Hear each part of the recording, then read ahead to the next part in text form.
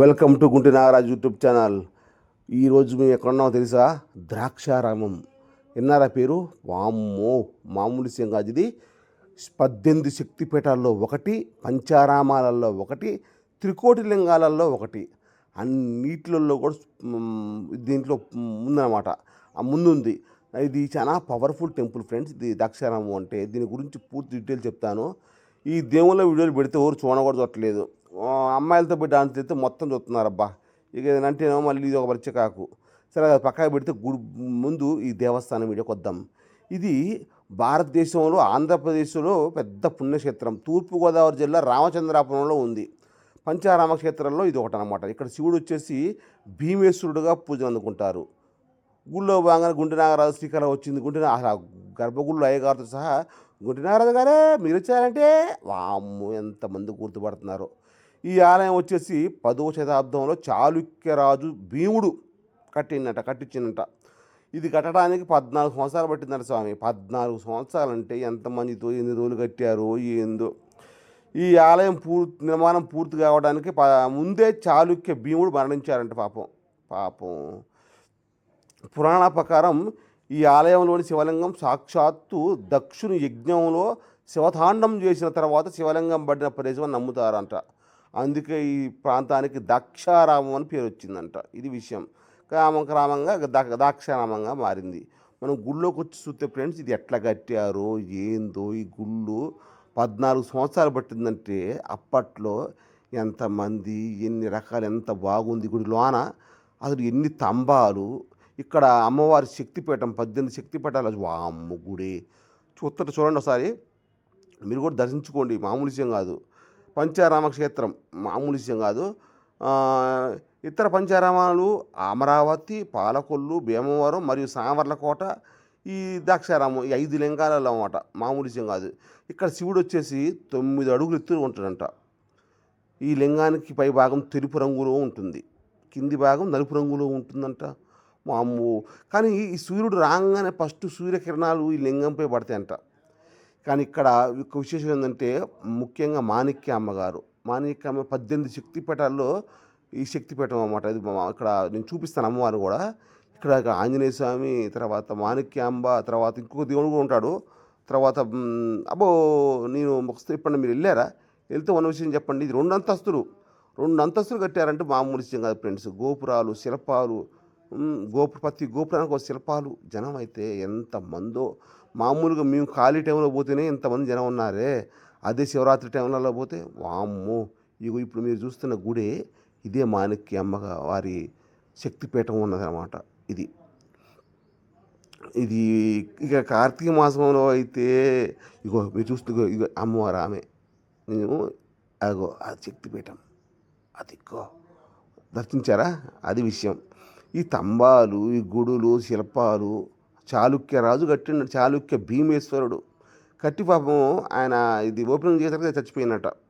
అది మామూలు విషయం కాదు. ఇక గుడి అంతా చూశారు కదా మీరు. ఈ మంచి పట్టపగులు పోయామనండి.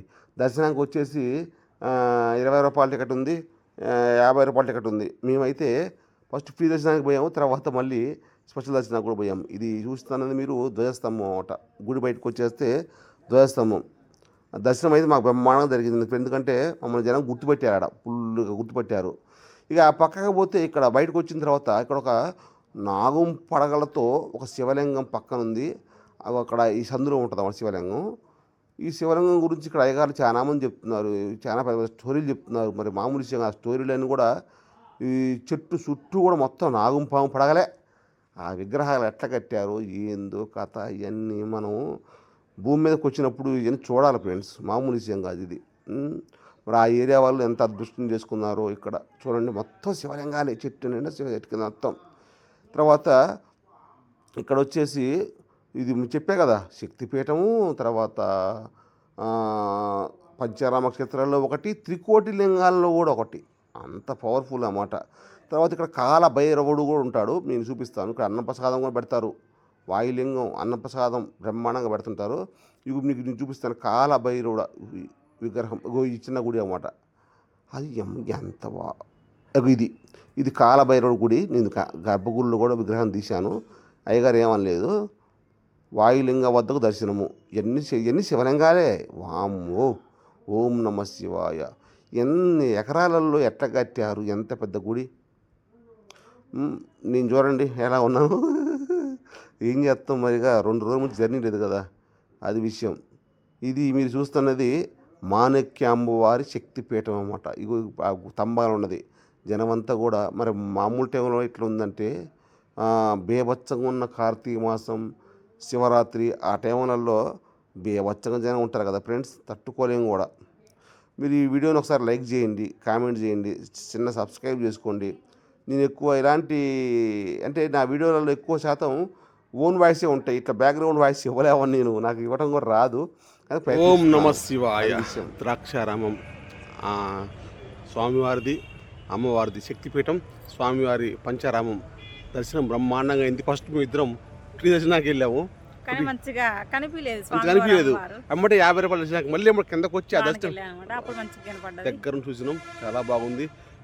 ఎంత బాగుందంటే భీమేశ్వర స్వామి ఎత్తుగా లింగం ఉంది, శివలింగం ఎత్తు ఉంది, పక్కన ఇంకొక అమ్మవారు ఉంటుంది, ప్లస్ శక్తిపీఠం ఇంకొక పక్కన ఉంటుంది అన్నమాట. అమ్మ మాణిక్యాంబ శక్తిపీఠం చాలా పవర్ఫుల్. చాలా ఈ టెంపుల్ మామూలు టెంపుల్ కాదు. శివయ్య ప్లస్ శక్తిపీఠం 18 శక్తిపీఠాలలో ఈరోజు బ్రహ్మాండంగా దర్శనం తీసుకున్నాము. మీ గురించి కూడా కోరుకున్నాము, అందరూ బాగున్నారని. లైక్ చేయండి, కామెంట్ చేయండి, ఫాలో చేయండి. ఓం నమో వెంకటేశాయ, నమ శివాయ. బసప్ప అన్నట్టు ఇది ద్రాక్షారామంలోని గుడి ఎదురుగా ఉన్న నందీశ్వరుని విగ్రహం. మరి ఇక్కడ చెవిలో చెప్తారట అన్ని కోరికలు, మన మామూలు విషయం కాదు. ప్రతి చెవిలో చెప్తే ఏ కోరికైనా తీరుస్తారంట. నందీశ్వరుడు చూడండి ఎంత బాగా అందంగా కట్టారో. మా కళ మాత్రం చెట్టుని, పుట్టని, రాయిని, రప్పని, దేవుణ్ణి అన్నిటిని దండం పెడుతుంది. ఈయన ఎవరో నాకు అర్థం కాలేదు ఫ్రెండ్స్. ఈయన పేరు మరి చిన్నగా జీఆర్సామా ఏందో, ఆడ ఒక విగ్రహం ఉంది, దాన్ని నేను తీశాను అంతే. నాకు ఎవరు అర్థం కాలేదు. ఇవన్నీ కూడా షార్ట్ వీడియోలు అన్నమాట. షార్ట్ అంటే కొన్ని షార్ట్లు పెట్టుకుందామని షార్ట్ వీడియోలు తీశాను అన్నమాట. అసలు ఇది ఈ అప్పట్లో మన వాస్తవానికి ఇప్పటికంటే అప్పుడే గొప్ప ఫ్రెండ్స్. అప్పట్లోనే ఇప్పుడు ఎట్లా కట్టారంటే మన భారతదేశం ఎంత గొప్పది, ఎంత నైపుణ్యం కలది. అప్పట్లో ఉన్న కళాకారులు ఎంతమంది ఉన్నారు దేశంలో, ఎంతమంది. ఇప్పుడు చాలా డెవలప్ అయింది ఎర్రవిగుతుంటాం, కానీ అప్పట్లోనే పెద్ద పెద్ద కళాకారులు, పెద్ద పెద్ద శిల్పులు, సైన్స్టులు, శాస్త్రవేత్తలు అప్పటి నుంచే ఉన్నారు మన భారతదేశంలో. ఇంకో ఇది మీరు చూస్తున్నది శ్రీ కాలభైరవ లింగం, ఇదే విగ్రహం అన్నమాట. చూస్తున్నా చూడండి, చాలా పవర్ఫుల్. శివుడే ఈయన కూడా, దక్షిణామూర్తి శివుడే ఈయన. శివుడు ఈయన ఆంజనేయ స్వామి. శివుడు ఎన్ని రకాలుగా ఉంటాడో వామ్మో, భూమి మీద మామూలు విషయం కాదు. శివభక్తులందరూ కూడా ఒక్కసారి లైక్ చేయండి అబ్బా, లైక్ చేయండి, సపోర్ట్ చేయండి, కామెంట్ చేయండి. జై బోలో గణేష్ మహారాజ్కి జై. మీ గుంటి నాగరాజు. సపోర్ట్ చేయండి సార్, ఏం అవసరం లేదు.